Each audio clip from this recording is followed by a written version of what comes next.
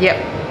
We're in a plant virus greenhouse, and one of the principles here is to avoid cross-contamination, either by allowing insects in which could transmit viruses from plant to plant, so the greenhouse is insect-free, and we also have to be totally clean with all of our surfaces.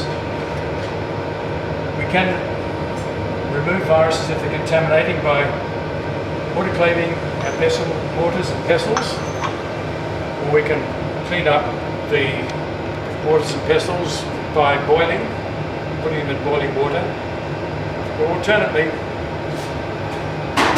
we can use plastic bags, a few plastic bags, and put our material in there, and that will prevent any cross-contamination of viruses when we're moving them around experimentally.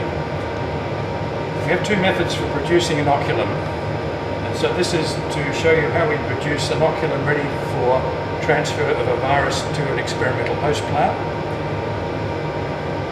Firstly, we take a plastic bag. A very simple method is to take a piece of tissue with the mosaic symptom or the symptoms of infection on it. We can take a small piece of leaf, place it in a bag, plastic bag, and we can extract the sap by adding a small amount of buffer or water into the bag, and that is sufficient to make a fairly concentrated sap extract. To crush the leaf then we can use a roller, often a paint roller like this.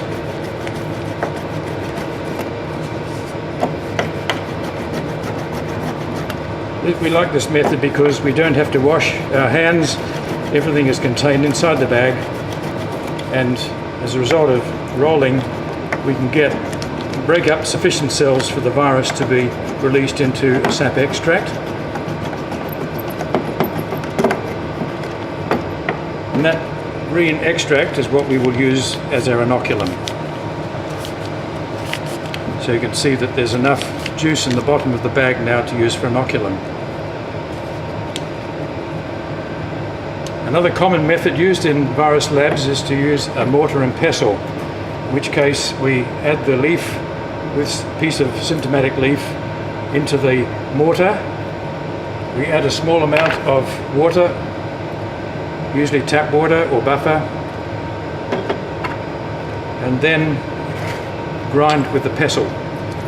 So the pestle is a very good way to completely disrupt all of the tissue. So we're trying to break as many cells as possible. Even if the tissue is quite fibrous, we can break it down so that the cell contents are released into liquid. Now that liquid contains virus particles released from intact cells, and these particles now can be transferred onto a susceptible host plant. So that is the appearance of the ground up leaf, and this is what we call the inoculum. So the next step is to apply this inoculum to another host plant and inoculate it.